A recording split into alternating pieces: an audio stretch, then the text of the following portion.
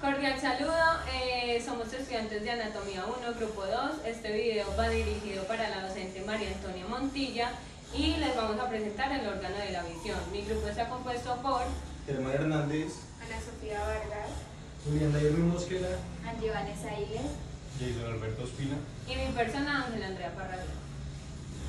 Anatomía del órgano de la visión. El ojo es el órgano de la visión compuesto por estructuras especializadas que transforman la luz exterior en señales eléctricas. Esto se debe a que la naturaleza ha equipado a cada especie con las mejores herramientas para sobrevivir. Para un gran número de animales, la vista es un sentido fundamental y además entre las especies hay diferencias en la ubicación y forma de la pupila. Esto se debe a que algunas especies necesitan cazar y otras escapar. Además, unas llevan vida nocturna y otras llevan vida diurna. Para adaptarse a estas situaciones, la pupila, que es la parte del ojo encargada de la regulación de la entrada de luz a la retina, puede adoptar muchas formas distintas. El proceso de la visión. Todas las diferentes partes del ojo trabajan juntas para ayudar a ver. Primeramente, la luz atraviesa la córnea, que es la capa frontal transparente del ojo. La córnea tiene una forma de una cúpula y curva la luz para ayudar al ojo a enfocar. Además, parte de esta luz entra al ojo a través de una abertura conocida como pupila. El iris, la parte coloreada del ojo, controla la cantidad de luz que la pupila puede dejar entrar. Y allí, seguidamente, la luz atraviesa el cristalino, que es el lente, que es la parte transparente del ojo. El cristalino trabaja junto con la córnea para enfocar la luz correctamente en la retina. Cuando la luz llega a la retina, una capa de tejido sensible a la luz en la parte de atrás del ojo, eso es la retina, se hallan unas células especiales conocidas como fotorreceptores, que vendrían siendo los conos y los bastones, y estos convierten la luz en señales eléctricas. Estas señales eléctricas viajan desde la retina a través del nervio óptico hacia el cerebro. Luego el cerebro convierte las señales en imágenes. Aspectos generales. Los ojos son los órganos que detectan la luz, siendo la base del sentido de la visión. En general, cada ojo se compone del globo ocular, los anexos y además de músculos del ojo que generan el movimiento. También se compone de párpados, que es la protección, de aparato lagrimal, que lubrica y da humedad. Además, la ubicación del ojo está en la cavidad orbitaria del cráneo y está rodeado y protegido por grasa retrovulvar. En animales emaciados presentan ojos hundidos y cara demacrada y de sufrimiento. O sea, eso podría ser un signo de alguna patología que puede presentar un animal.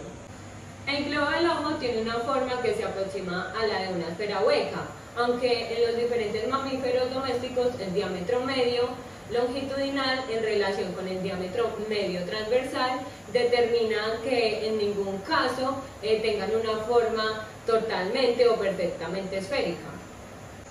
Un ejemplo de lo anterior es que el globo del ojo del caballo es más ancho que largo y alto. Su diámetro transversal es de aproximadamente 50 milímetros y el diámetro longitudinal de alrededor de 45 milímetros y su diámetro vertical de aproximadamente 42 milímetros, como lo podemos observar en la imagen. Se ve más ancho que largo y alto. Por otra parte, en los carnívoros con diámetros medios de alrededor de 20 a 24 milímetros, su forma es casi esférica, como lo podemos observar de esta manera. Trata de ser esférica, pero siempre la diferencia no lo deja ser esférico totalmente. El globo ocular del bovino es básicamente más pequeño que el del caballo.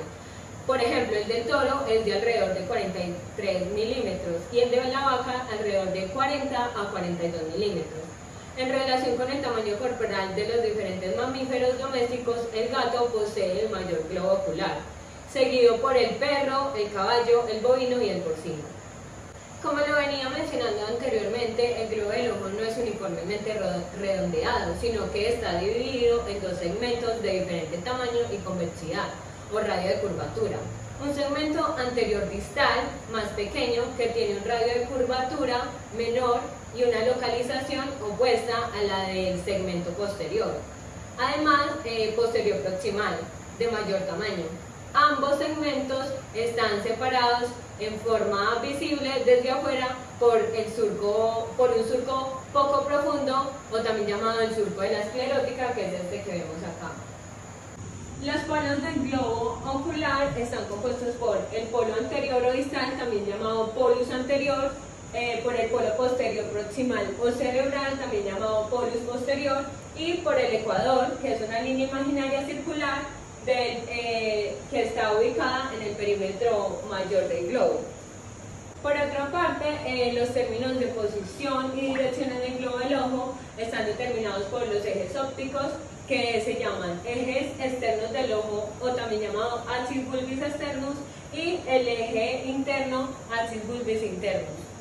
Por otra parte, los ejes ópticos, el eje óptico es una línea que va desde el polo posterior del ojo al centro de la córnea y nos proporciona o le proporciona a los animales una idea de hasta dónde puede percibir la vista los animales domésticos. Por otro lado, el eje visual es la línea que va desde la región más sensible de la retina al objetivo que se visualiza. Esto según Estrada del 2011. Por otra parte, se dice que los animales pueden tener dos tipos de visiones. La visión monocular, esta visión es panorámica y permite a los animales percibir un amplio segmento de su entorno. Además, la visión binocular, que es una visión estereoscópica y permite a los animales concentrarse en objetivos cercanos y percibir la profundidad con mayor precisión. Algunos ejemplos de esto es que en especies predadoras como lo son los caninos y los felinos tienden a tener ojos situados hacia adelante, lo que les proporciona un amplio campo de visión binocular. Esto les permite concentrarse en objetos cercanos y percibir la profundidad con precisión. Otro ejemplo, como lo son las especies herbívoras, como los caballos, los conejos y los rumiantes, se dice que estos animales tienen los ojos situados más lateralmente, lo que les otorga una visión panorámica, pero limita su capacidad para la visión binocular. Ahora continuamos con las estructuras del globo del ojo. El globo del ojo está constituido por tres capas o túnicas que encierran un espacio interno que contiene cámaras del ojo, el cristalino y el cuerpo vítreo. Además, el espacio interno del globo del ojo se subdivide en cámara anterior del globo del ojo, o también llamada cámara anterior bulbi, entre la córnea y la cámara anterior del iris. También tenemos la cámara posterior del globo del ojo, también llamada cámara posterior bulbi, entre la cara posterior del iris, el cuerpo ciliar, las fibras del soluna y el cristalino está ubicada. Además tenemos la cámara del cuerpo vítreo o cámara vitrea bulbi, que está ubicada por detrás del cristalino, rodeada por la retina. La pared del globo del ojo está formada por tres capas concéntricas, que son la túnica externa del ojo o túnica fibrosa o externa bulbi, la capa ocular blanca o esclerótica y la córnea. Además tenemos la túnica media del ojo, también llamada túnica vasculosa o media bulbi o úvea, y el coroides, cuerpo ciliar y el iris. Por otra parte tenemos la túnica interna del ojo, que también es llamada túnica interna bulbi o retina, y la parte óptica de la retina. Además tiene una parte ciega de la retina. Las cámaras anterior y posterior están llenas de humor acuoso y se origina y se drena constantemente. Anterior delimita entre la córnea y el iris, y posterior delimita entre el iris y el cristalino. La cámara vítrea, desde el cristalino hacia caudal, llena de humor vítreo, el cual es mucho más espeso que el humor acuoso debido a que tiene fibras de colágeno. Esto no se origina ni se drena constantemente. Además, la circulación del humor acuoso se produce en los procesos ciliares. Primero ocupa la cámara posterior. Otras estructuras del globo ocular son los anexos, los cuales generan protección, concentración, lubricación y movimiento del globo ocular. También está compuesto por fascias orbitarias constituidas por periorbitafascia muscular, superficial y profunda, las cuales constituyen una forma cónica y las cuales se originan en la periferia del foramen óptico y van hasta el borde óseo arbitrario. La periórbita hacia medial va pegada al periosteo y este va hacia lateral, existe un espacio entre ambos lleno de tejido adiposo. Cuando llega al borde óseo arbitrario se desdobla en dos láminas, una se une al periósteo de la órbita y otra va hacia el párpado. A esta última se le llama tabique orbitario, el cual le da forma al párpado y cuando llega al borde de este se engruesa, también llamado tarsos. En el techo de la cavidad orbitaria ósea forma una estructura como una especie de ganchito llamada tróclea. Esta permite el cambio de orientación del músculo oblicuo dorsal. Además tenemos la fascia muscular superficial, la cual le da contención al elevador del párpado superior y a la glándula lagrimal. La fascia muscular profunda le da contención al resto de los músculos. Por otra parte tenemos también la esclerótica, que es una membrana fibrosa, densa, que forma una tercera o cuarta parte de la túnica fibrosa. Es blanca y es más gruesa que el polo posterior, y en la unión con la córnea, lugar donde se insertan rectos y oblicuos, está cubierta por la conjuntiva esclerótica. En su parte craneal, el tejido episclereal, muy irrigado e inervado, une a la conjuntiva con la esclerótica. En la unión córnea-esclerótica existe un plexo venoso circular relacionado con el drenaje del líquido de la cámara posterior del ojo. El nervio óptico pasa por la parte lateroventral del polo posterior por unas vainas fibrosas, también llamadas zona cribosa. La córnea constituye un cuarto que faltaba, o sea, un cuarto anterior. Es transparente y avascular. Está formada de adentro hacia afuera por las siguientes capas: el epitelio corneal externo, que continúa la conjuntiva esclerótica, también está compuesto por las láminas anterior limitante, condensada de la próxima capa, y por otra que se llama sustancia propia, que forma casi la totalidad del tejido corneal. Son haces de tejido conectivo y de corpúsculo corneales, también llamada red protoplasmática. También tenemos la membrana limitante interna, que es delgada, brillante y elástica. Y tenemos el endotelio de la cámara anterior, que son células que se reflejan dentro de la superficie anterior del iris. También tenemos lo que es el coroides. El coroides es una membrana que asienta entre la esclerótica y la retina, muy poco sujeta a la esclerótica, por unas láminas supracoroides. Forma las dos tercias partes posteriores y tapiza la esclerótica desde el nervio óptico hasta el limbo. El color del coroides es oscuro, pero existe una zona semilunar que tiene una tonalidad metálica. Además, el coroides está perforado por el nervio óptico y cranealmente se continúa con el cuerpo ciliar.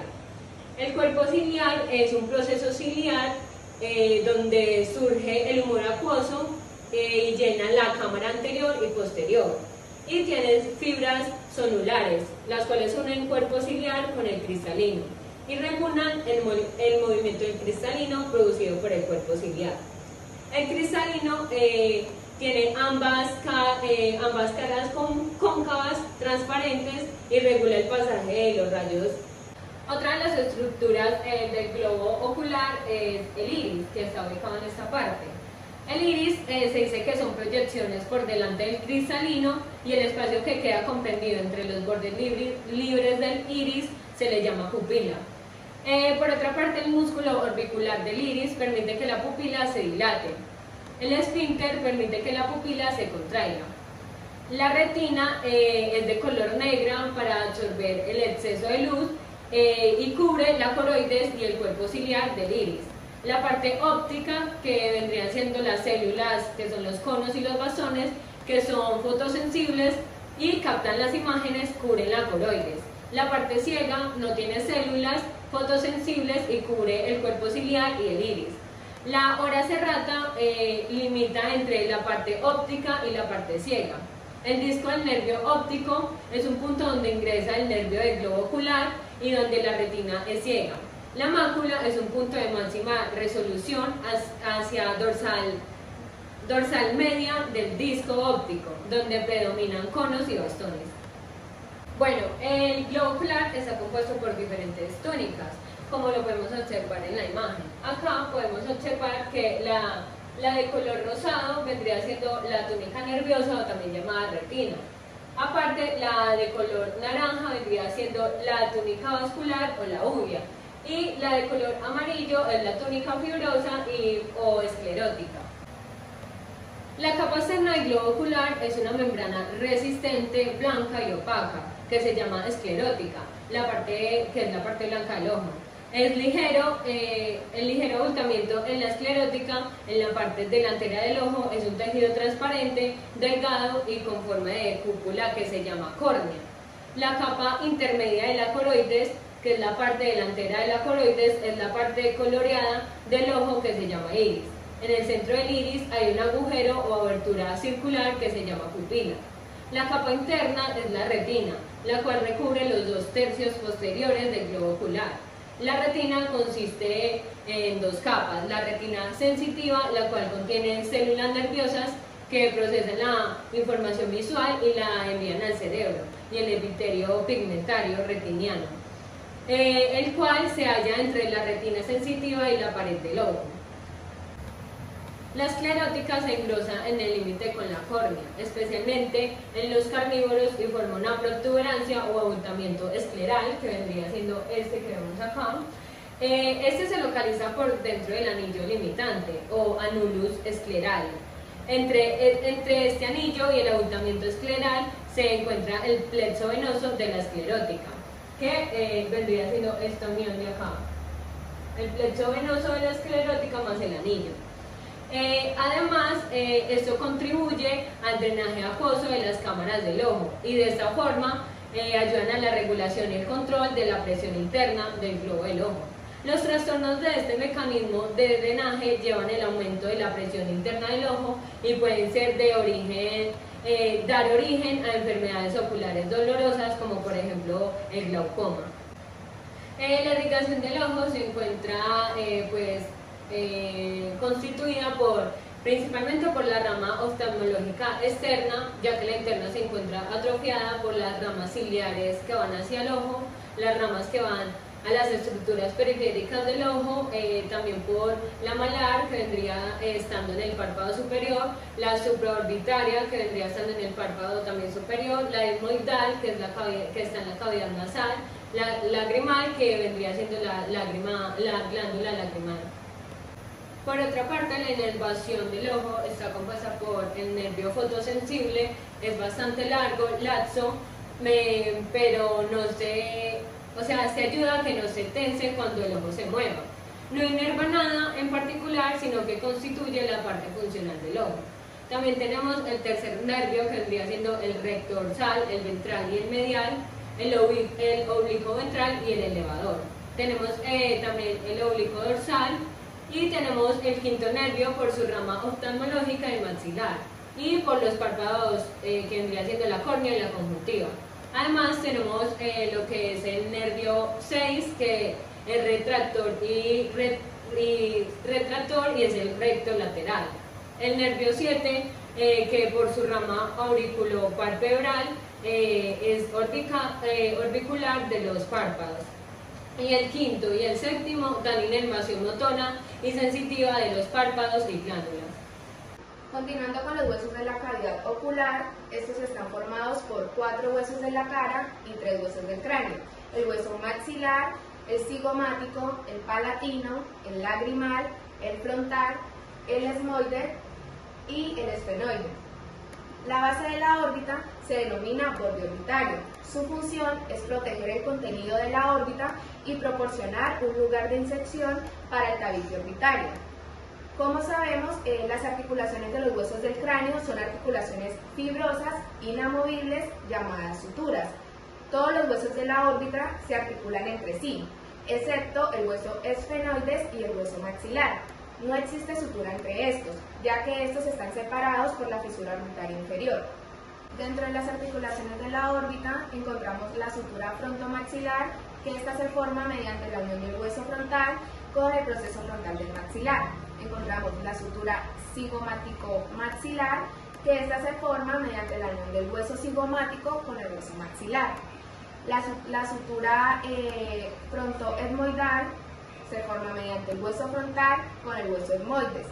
La sutura esfenofrontal, esta se forma mediante la unión del hueso esfenoides con el hueso frontal. La sutura esfenocigomática se forma con la unión del ala mayor del hueso esfenoides y el hueso cigomático. La sutura frontolagrimal con el hueso frontal y el hueso lagrimal. La sutura esfenoetmoidal es la unión del ala menor del hueso esfenoides y el hueso etmoides. La sutura lagrimomaxilar es la unión del hueso lagrimal con el hueso maxilar. Los músculos de la cavidad ocular. La mayor parte del espacio de la cavidad orbitaria está ocupada por el globo ocular y la fascia orbitaria. El resto está lleno de grasa retrovulvar que estabiliza el ojo y los músculos extraoculares. Los músculos extraoculares se insertan en el globo ocular y permiten los movimientos del ojo y del párpado superior. Son 6 músculos del ojo. Está el recto superior, inferior, medial y lateral, y los oblicuos superior e inferior. El resto del tejido blando que ocupa la órbita corresponde a las estructuras neurovasculares que se comunican con el contenido de la órbita a través de los forámenes que ya habíamos mencionado. También encontramos aquí el aparato lagrimal. El limbo corneal o el limbo esclerocorneal se contrapone al vértice de la córnea. Este limbo esclerocorneal lo que nos va a permitir es delimitar esto directamente la esclerótica de la córnea, que se encuentra más en la parte en contacto externo con el ambiente. Nos encontramos con la córnea. En este caso encontramos que la túnica externa del ojo protruye de manera que se torna ovalada, es decir, que se proyecta hacia afuera. Encontramos que en esta región, cuando protruye, esto se torna transparente. Esta región de la túnica ocular externa del ojo se denomina córnea. ¿Listo? La córnea es redondeada, como vemos en la imagen, en los casos de los carnívoros, y va a ser ovalada, más redondeada en el caso de carnívoros, más ovalada en el caso de los ungulados. También encontramos que la córnea está formada por múltiples capas que presentan su estructura específica, y vamos a nombrar una de esas partes de la estructura específica. Entre ellos tenemos el epitelio anterior de la córnea, la membrana limitante, la sustancia propia de la córnea, que es la número 3, la membrana limitante posterior y el epitelio posterior de la córnea. ¿Listo? Vamos a mencionar el epitelio anterior de la córnea, que se encuentra como primer punto. Es un epitelio plano de múltiples capas y no queratinizado, que se continúa con la túnica conjuntiva valvular. Es la cara más externa y está recubierta por una superficie delgada, una película de lágrimas que actúa como protección. Aquí la vemos. Tenemos la membrana limitante anterior. Esta película también precorneal de lágrimas es una capa líquida compleja que consta de un componente mucoso, como se aprecia en la imagen, otro acuoso y otro graso. Lo vemos mejor acá en esta imagen. Actúa como una barrera de difusión e impide el flujo de agua hacia el estroma corneal. La sustancia propia de la córnea está conformada por fascículos de fibras colágenas formando capas laminares y una sustancia fundamental acuosa. La membrana limitante, que es esta membrana también protectora, es la membrana basal del epitelio posterior. Por último encontramos el epitelio posterior de la córnea, que es un epitelio plano de una sola capa que está al final de la córnea y forma el revestimiento endotelial de la cámara anterior del globo del ojo. Bueno, encontramos la úvea o la túnica más media del ojo, que se conoce como túnica media o vascular, ya que cuenta con vasos sanguíneos. La túnica media del globo ocular se localiza dentro de la esclerótica y está formada por una capa de tejido conectivo laxo. Incluye células pigmentadas, fibras elásticas, ramas nerviosas y numerosos vasos sanguíneos, por lo que recibe su nombre de túnica vascular. La túnica media puede dividirse, de hecho se divide en tres. Se divide en coroides, cuerpo ciliar e iris. Bueno, remontándonos a la primera parte de la túnica media o túnica vascular del globo del ojo, también conocida como úvea, encontramos la coroides. La coroides se componen por diferentes capas que forman por medio de redes que a su vez forman delgadas fibrillas, o sea, están formadas por delgadas fibrillas elásticas, como lo vemos en la imagen, en las que están incluidas las células pigmentadas, como lo vemos de color rojo. La coroides se halla unida de forma laxa con la esclerótica, o sea, con la parte más externa, más interna del ojo. Bueno, nos remontamos a la segunda subdivisión de la úvea y nos encontramos con el cuerpo ciliar, que es esta estructura fibrosa que se encuentra de forma triangular, y vemos que contiene dos tipos de fibras, una fibra más alargada y otra fibra redonda que comprende al cuerpo ciliar. El cuerpo ciliar se desprende de la coroides distalmente y se continúa hacia el polo ocular anterior hasta la inserción del iris, es decir, que se avecina al iris, se localiza a la altura del cristalino y se comunica por medio de fibras celulares. También el cuerpo ciliar limita la cámara posterior del ojo, que lo vamos a ver más adelante, y está en contacto con el cuerpo vítreo. En su interior, el cuerpo ciliar, como lo vemos en la imagen, está recubierto por una hoja interna pigmentada y el epitelio de la parte insensible a la luz de la retina. Esa parte de acá que se contrae y que permite que el ojo entre luz o que no entre luz dentro de la retina del ojo. También vemos que se divide en dos partes que son las siguientes: la parte plana y la parte plegada. La parte plana es esta parte que se encuentra así en forma de hilo, y la parte plegada con el tejido circular. Encontramos también que en la parte plegada tenemos una parte post-lenticular, ¿sí?, que está después del tejido, y la pre-lenticular está más proximal al globo ocular del ojo. Nos encontramos al iris, que es la tercera parte de la úvea. El iris es esa parte del ojo que da la tonalidad del color directamente al ojo. Encontramos que está cercano, posterior al cuerpo ciliar. Esto es continuo el cuerpo ciliar, forma el segmento anterior de la túnica media del ojo y recubre parcialmente la superficie anterior del cristalino. Delimita además con su borde libre el orificio de la visión, o sea, la pupila. El iris separa el espacio anterior interno del ojo en una cámara anterior del globo del ojo y una cámara posterior, es decir, que se divide en dos partes que están en comunicación a través de la pupila. La superficie anterior del iris presenta una capa epitelial irregular que está compuesta por células aplanadas de tejido conectivo, de células pigmentadas y de fibras que forman el estroma del iris frontal, que más adelante lo vamos a explicar mejor.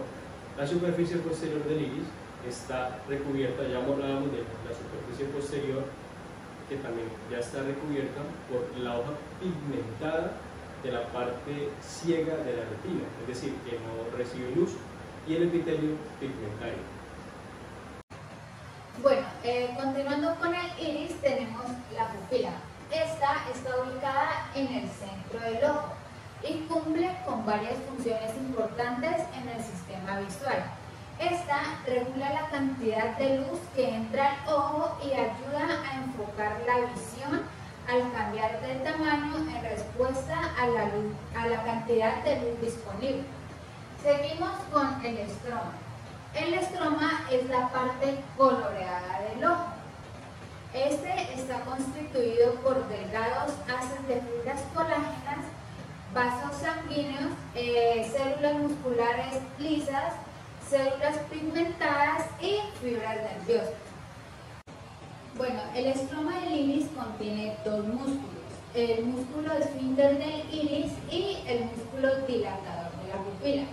El músculo esfínter del iris se localiza en la proximidad del borde pupilar, en esta parte que está acá, en una disposición circular de sus fibras. El músculo esfínter de la pupila está inervado por el parasimpático. Seguimos con el músculo dilatador de la pupila. Este se deriva de células del mioepitelio que se distribuyen en la pupila en forma radial, así como se muestra en la imagen, y que se han desarrollado a partir de prolongaciones contráctilas no pigmentadas de células de la hoja externa de la parte irídica. El músculo dilatador de la pupila está formado por fascículos musculares que ocupan totalmente el estroma posterior del iris. Este músculo está inervado por el simpático y su contracción dilata la pupila. Un ejemplo de esto es en la miosis, es cuando hay menos entrada de luz, entonces la pupila está contraída. Mientras que en la midriasis hay más entrada de luz, entonces la pupila se dilata. Bueno, continuamos con las criptas. Las criptas del iris son pequeñas depresiones o pliegues en la superficie del iris. Se cree que estas criptas pueden estar involucradas en la distribución de pigmentos y fluidos dentro del iris, así como en la regulación del flujo de fluido y la presión intraocular. Bueno, continuamos con la inervación del iris y del cuerpo ciliar. Los músculos de los vasos del iris y del cuerpo ciliar tienen inervación tanto simpática como parasimpática por medio de los nervios ciliares cortos, que se originan en el ganglio ciliar. Las fibras simpáticas postganglionares inervan el músculo dilatador de la pupila e influyen sobre los vasos sanguíneos del iris y de las prolongaciones ciliares. Los impulsos simpáticos provienen predominantemente de fibras del nervio oculomotor, que inervan sobre todo el músculo esfínter del iris y al músculo ciliar. Esto lleva a la miosis, a la contracción del músculo ciliar y, en consecuencia, a la acomodación del cristalino. Las sustancias colinérgicas o parasimpático-miméticas estimulan la constricción del orificio pupilar y la contracción del músculo ciliar. El bloqueo de estos impulsos nerviosos puede obtenerse mediante los alcaloides vegetales, atropina e iosina. Esto quiere decir pues la midriasis pasiva y parálisis de la acomodación. El sistema adrenérgico es estimulado por la noradrenalina como neurotransmisor simpático y también por la catecolamina circulante adrenalina. Bueno, seguimos con la retina y el epitelio pigmentario. La retina se conforma por los conos, que son estos moraditos que están aquí. Los conos son células fotorreceptoras especializadas en la visión de colores. Seguimos con los bastones, que son los verdes que están acá.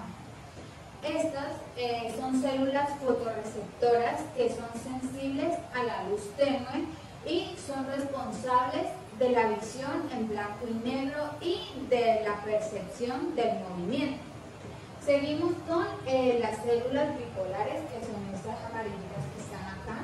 Estas actúan como intermediarios entre los receptores y las células ganglionares, transmitiendo la información visual desde los fotorreceptores a las células ganglionares. Seguimos con las células ganglionares, que son estas que están acá. Estas son células nerviosas finales de la retina y envían señales eléctricas al cerebro a través del nervio óptico. Las células ganglionares son responsables de llevar la información visual procesada por los fotorreceptores hacia el cerebro para su interpretación. Seguimos con las células horizontales, que son esta que está aquí, y la célula amacrina, que es la que está acá. Estas dos células desempeñan funciones de integración y modulación en la retina, ayudando a mejorar el contraste y la sensibilidad visual al realizar conexiones laterales entre las células fotorreceptoras, que son estas dos, las células bipolares y las células ganglionares. Seguimos con las células pigmentarias. Estas células forman una capa pigmentada detrás de la retina. Su función principal es absorber la luz que atraviesa la retina para evitar la distorsión de la luz dentro del ojo y mejorar la claridad de la visión. Bueno, continuamos con el área central de la retina. Esta está constituida por la mácula, el nervio óptico y la fóvea. Bueno, la mácula, esta que está acá, es una pequeña área en el centro de la retina que es crucial para la visión detallada y la percepción del color. La función principal de la mácula es proporcionar una visión central nítida y precisa. Seguimos con la fóvea, que es esta que está acá. La fóvea es una pequeña área en el centro de la mácula que tiene la mayor concentración de conos y está especializada en proporcionar la visión central más aguda y detallada. Seguimos con el nervio óptico. Su función principal es transmitir las señales visuales desde los fotorreceptores y otras células de la retina hacia el cerebro.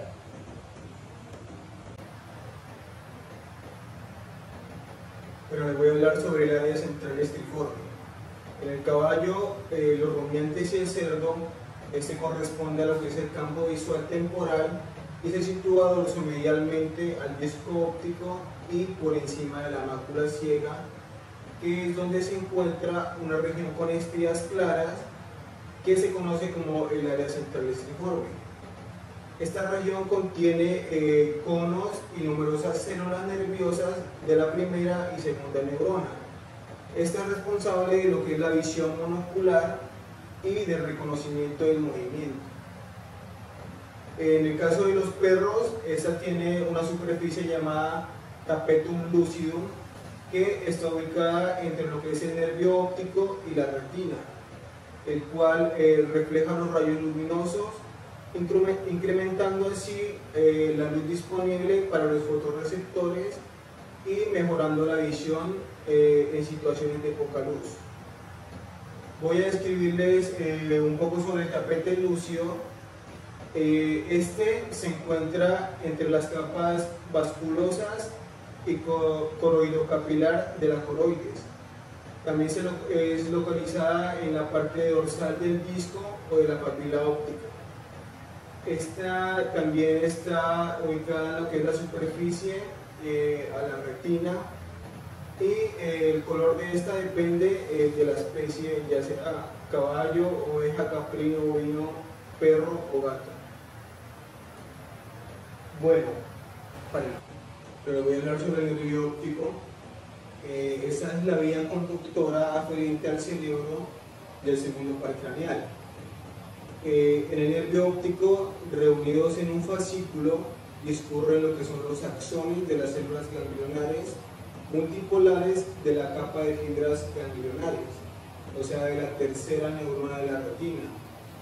Estas pasan por el centro visual primario del cerebro, el cuerpo geniculado lateral, y se dirige hacia la corteza visual en la región de la corteza caudal de los hemisferios cerebrales. Este está formado por los axones de las células ganglionares, como había mencionado antes, y que convergen hacia lo que es el disco óptico. También atraviesan lo que es el área cribosa de la esclerótica y se mielinizan dirigiéndose hacia el interior de la cavidad craneana a través del agujero óptico. Externamente, este está recubierto por la dura madre e internamente por lo que es la aracnoides y la pia madre. Estos se unen con su opuesto para formar lo que es el quiasma óptico. Eso ocurre cuando se une el nervio óptico del ojo izquierdo y del ojo derecho. Tenemos, bueno, voy a hablar sobre las partes constitutivas del ojo, más específicamente el cristalino. El cristalino este es transparente y biconvexo. Este está conectado con el cuerpo ciliar a través de lo que son las fibras de zónula. La cara posterior es más abovedada que la cara anterior. Durante la acomodación, este aumenta especialmente la cobertura de la superficie anterior. Bueno, el cristalino no posee nervios ni vasos sanguíneos y su nutrición tiene lugar mediante lo que es la difusión del humor acuoso. Las estructuras que componen el cristalino son las siguientes. Entonces tenemos lo que es la cápsula del cristalino, tenemos lo que es el epitelio del cristalino y tenemos las fibras del cristalino. Bueno, la cápsula del cristalino es una capa limitante semipermeable a través de la cual penetran sustancias metabólicas y activas. Esta refracta la luz y por lo general es muy distensible, o sea que se forma a partir de secreciones del epitelio del cristalino. Bueno, las fibras zonulares del aparato, o sea, dan sostén al cristalino y se insertan en lo que es el borde externo de la cápsula y se unen con lo que son los fascículos filamentosos de esta. También tenemos lo que es el epitelio del cristalino, el cual está situado en lo que es la cara anterior del cristalino, debajo de la cápsula, y es un epitelio cúbico monoestratificado. Bueno, las células del cristalino se pueden dividir, se pueden elongar y diferenciar de lo que son las fibras del cristalino. Bueno, las células epiteliales del cristalino, esas están formadas y se sitúan en lo que es el ecuador. El cristalino crece durante toda la vida. La rapidez del crecimiento está relacionada con la edad del animal. Las fibras del cristalino, estas están formadas por células epiteliales hexagonales sin núcleo, ubicadas una detrás de otra, constituyendo lo que es la totalidad del cristalino. Estas fibras están estratificadas de forma concéntrica, se engrosan en la región anterior del cristalino y forman lo que es el núcleo del cristalino. Bueno, aquí en esta imagen podemos observar que en el cristalino del bovino, la imagen derecha, se puede apreciar lo que es el aumento por el hecho de funcionar como un lente convergente. Podemos ver la diferencia del cristalino y el texto que está situado atrás.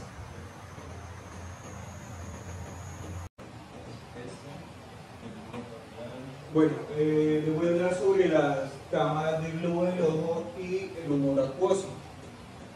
La cámara anterior del globo del ojo, como podemos observar aquí, está limitada por lo que es la superficie posterior de la córnea y la superficie anterior del iris.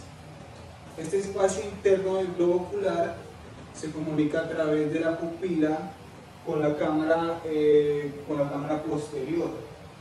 Entonces, la cámara posterior del globo ocular está limitada por lo que es la superficie posterior del iris, el cuerpo ciliar, la superficie anterior del cuerpo vítreo y el cristalino. En ambas cámaras se encuentra lo que es el humor acuoso. Este es un líquido acuoso y transparente que contiene distintos electrolitos, contiene glucosa, aminoácidos y contiene ácido ascórbico. Bueno, el humor acuoso, este se produce mediante procesos ciliares y el transporte de este es activo de iones de sodio a través del epitelio ciliar. Este se produce con un fenómeno de osmosis en la cámara posterior del globo ocular que transporta lo que es el líquido desde los capilares, o sea que la barrera de sangre y humor acuoso. Entonces desde allí el humor acuoso atraviesa la pupila hacia la cámara anterior del globo ocular, donde a través del ángulo de la cámara desemboca en lo que es el plexo venoso de la esclerótica. En el caballo y el bovino, el ángulo de la cámara está formado por lo que es una malla de trabéculas laxas, también del ángulo iridocorneal, cuyo acceso está cerrado con el ligamento pectinado del ángulo iridocorneal. El cuerpo vítreo es una parte importante del globo ocular, contribuyendo así a mantener su forma y proporcionar su soporte estructural. Su composición principal es líquida y gelatinosa, junto con sus células especializadas, lo hacen esencial para el funcionamiento adecuado. La matriz del cuerpo vítreo está compuesta principalmente de agua y su ácido hialurónico que le confiere su naturaleza. Además de esto, su contextura gelatinosa y transparente contiene una red de fibras proteicas sintetizadas por las células llamadas hialonocitos, que forman una especie de armazón que le da estabilidad y transparencia. Esa interacción entre el ácido hialurónico y las fibras proteicas mantienen el cuerpo vítreo en una consistencia adecuada y transparente, como estamos viendo acá. Sin embargo, con el tiempo y debido a procesos biológicos, estas fibras pueden engrosarse superficialmente, lo que puede llevar a una formación de membrana vítreo-retiniana, una estructura que puede afectar la visión si se forma sobre la retina. Además de esto, el cuerpo vítreo limita con la membrana limitante de la glía interna, que esta parte está en las células que soportan el Müller. En la retina, esa interacción es crucial para la integridad y estructural del mismo ojo y el funcionamiento adecuado de las retinas. El sentido de la vista está presentado por el globo ocular y los órganos accesorios al saber. En esos órganos anexos encontramos músculos del ojo, párpados, conjuntivas y el aparato lagrimal. De estos anexos voy a hablarles sobre los músculos y las fascias. Por favor, por otro lado, la periórbita y la fascia recubren el ojo ocular, el nervio óptico y los músculos del ojo irradian hacia los párpados. La vaina del globo ocular o cápsula de Tenón, que forma una capa entre el globo ocular y la gasa orbitaria, ya que esta está separada a nivel de la esclerótida por el espacio apiescleral. Esta vaina recubre también el nervio óptico y el músculo retractor del globo ocular. Los músculos del globo tienen a su cargo un movimiento del globo ocular. Deben diferenciar los músculos externos del ojo y de los párpados. En el anterior de la periórbita se diferencian 4 músculos rectos del globo del ojo, 2 músculos oblicuos del globo del ojo, un músculo retractor del globo del ojo y un músculo elevador del párpado superior. Los 4 músculos rectos del globo del ojo se originan en los bordes del agujero óptico y la fisura orbitaria. Rodean el nervio óptico y discurren como los fascículos musculares planos en dirección dorsal y ventral, lateral y medial, hacia la correspondiente superficie exterior del globo ocular. En la proximidad de la córnea sobre la esclerótida se distinguen según su posición en un recto dorsal, un músculo recto ventral, un músculo recto lateral y un músculo recto medial. El músculo oblicuo dorsal del ojo rodea ventralmente el globo ocular con un trayecto oblicuo de sus fibras hacia la superficie externa de dicho globo y se inserta por debajo del músculo del recto lateral. El músculo oblicuo dorsal se origina en la proximidad del agujero etmoidal. Primero se dirige hacia el ángulo nasal del ojo posterior y se encurva alrededor de la tróclea hacia la superficie dorsal dorsotemporal del globo del ojo y se inserta en la esclerótida por debajo del músculo recto lateral. El músculo retractor del globo del ojo se origina en la proximidad del agujero óptico que recubre el nervio óptico y se inserta. Cada número refleja el músculo que vamos a nombrar en la exposición, en lo que está planteado aquí en la misma imagen. Entonces comenzamos. El músculo elevador del párpado superior se dirige desde el agujero etmoidal hacia el párpado superior.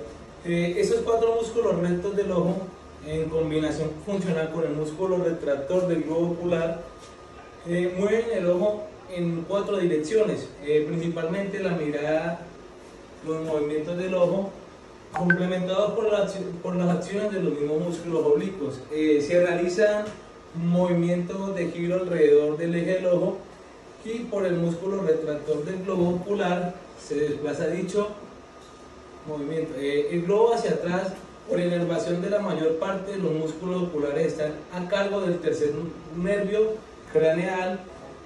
El nervio oculomotor, solo el músculo oblicuo dorsal está inervado por el 4º nervio craneal y el nervio troclear, mientras que los músculos recto lateral y la parte lateral del músculo retractor del globo del ojo están inervados por el 6º nervio, que es el nervio aducente. Listo. Entonces los párpados son estructuras protectoras del globo ocular que junto con el líquido lagrimal tienen a su cargo la limpieza de la superficie anterior del ojo. Evitan también que se seque o se refleje el cierre palpebral. Es un mecanismo de defensa de los mamíferos domésticos. Además, los párpados superior o el inferior existe un tercer párpado, que es un tercer párpado. Listo. Los párpados superiores e inferiores se localizan en la superficie del globo del ojo. Dichos bordes libres se forman en la hendidura palpebral. El párpado se diferencia de bordes palpebrales y sus rebordes en limbos anteriores y posteriores. Los párpados presentan una fascia o tejido conjuntivo rico en fibra que en la proximidad del borde libre del párpado se continúa con el torso del párpado superior o inferior. Los párpados contribuyen también a los fascículos de las fibras musculares que también están ordenadas de forma circular en las fascias palpebrales. Se unen con el tarso y con el músculo tarsal en un músculo por lo general liso situado en el párpado superior. La superficie o cara posterior del párpado está recubierta por la túnica conjuntiva y el palpebral. Esta túnica se extiende de toda la superficie interna del párpado y cubre el forniz de la conjuntiva.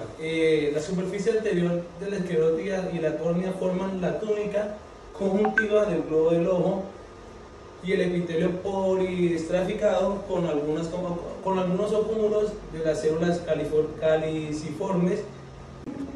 Como lo mencioné anteriormente, está el músculo elevador del párpado superior, que proporciona la mayor amplitud del movimiento y está inervado por el nervio oculomotor.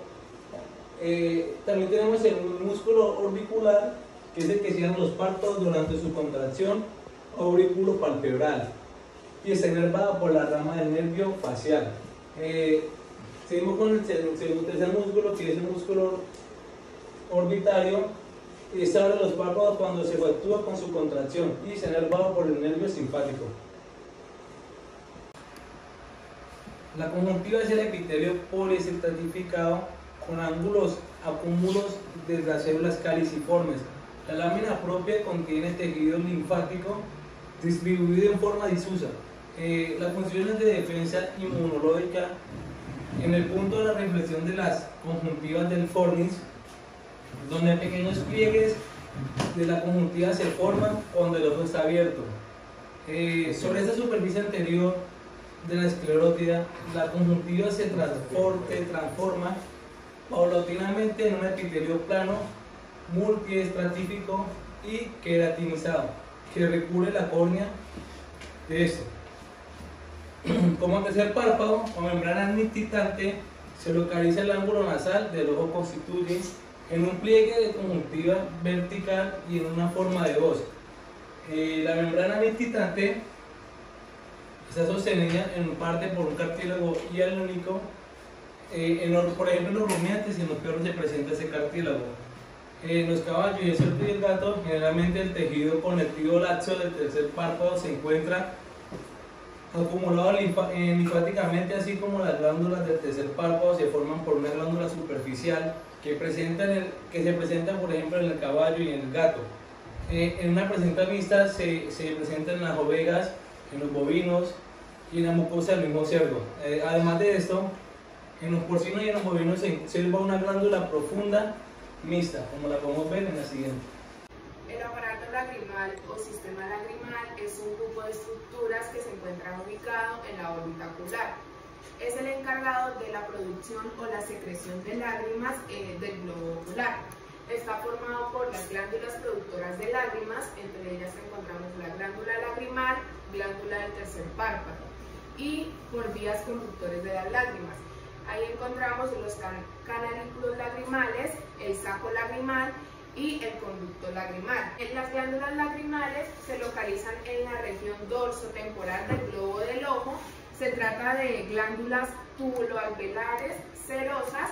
En la región del borde dorsotemporal del párpado desembocan en el saco conjuntival los pequeños y numerosos conductillos excretores.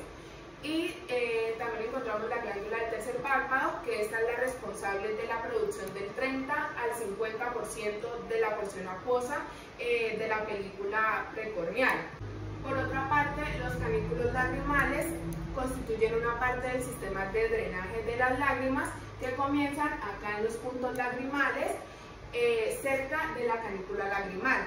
Desde allí, el líquido lagrimal es conducido a través de los canalículos lagrimales al saco lagrimal.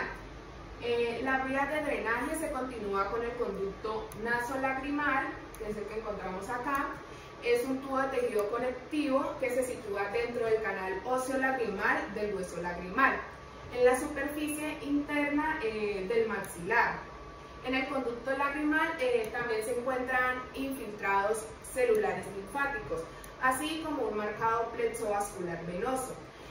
Hacia el final del canal de todos los mamíferos domésticos existen glándulas mucosas en la lámina propia.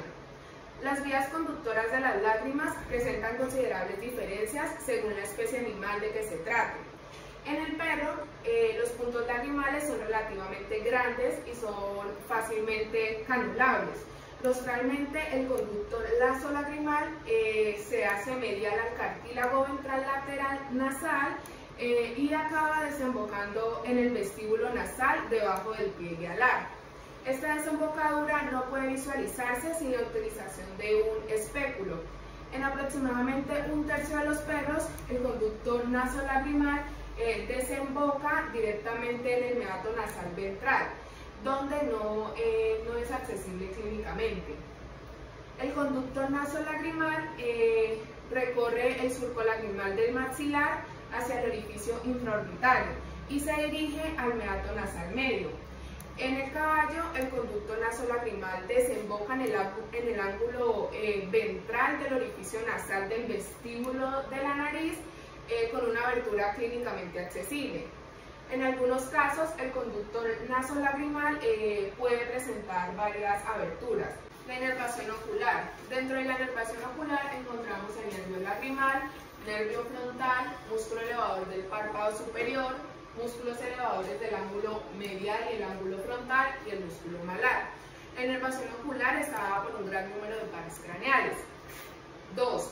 Óptico. Este es encargado de transmitir información visual al cerebro, atraviesa por el foramen de su mismo nombre, consta de unos haces de fibras nerviosas que comienzan en la retina justo antes de salir del globo ocular, contiene partes mielínicas y llega hasta el cruce de los nervios ópticos, por donde el fascículo óptico se prolonga hasta el diencéfalo.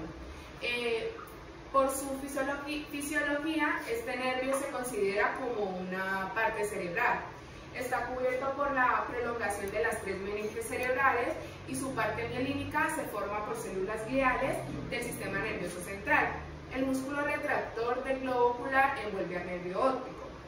3, que es el oculomotor. Este inerva a músculos rectodorsal, rectoventral, retractor del globo ocular, oblicuo ventral, elevador del párpado superior, músculo ciliar y constructor de la pupila. El 4, troclear, este da ramas al músculo oblicuo dorsal. Y el 5, trigémino, la rama oftalmónica, llega a los párpados, conjuntiva, córnea y dilatador de la pupila. El 6, abducens, inerva al recto lateral y a porción del músculo retractor del globo ocular. El 7, facial, al músculo orbicular de los párpados. Sin embargo, en este caso solo se mencionan las ramas nerviopalpebrales. Dentro de la inervación ocular, como ya lo he mencionado, encontramos el nervio lagrimal, que este proviene de la rama oftálmica del nervio trigémino. Contiene un diámetro aproximado de un hilo de seda y su recorrido acompaña a la arteria del mismo nombre y a la rama cigomática temporal, con sus fibras autónomas que proceden del ganglio pterigopalatino, inerva las glándulas lagrimales y con sus fibras sensibles al párpado superior. El nervio frontal sale de la órbita lateralmente a la tróclea cartilaginosa cerca de la vena angular del ojo e inerva con su componente sensible la piel de la región de la frente. El músculo elevador del párpado superior es inervado por el oculomotor. Los músculos elevadores del ángulo medial y el ángulo frontal se encuentran inervados por el nervio palpebral. Y por último, el músculo malar, que este está inervado por la rama bucodorsal del nervio facial. El músculo frontal y el elevador del ángulo medial del ojo por el nervio palpebral.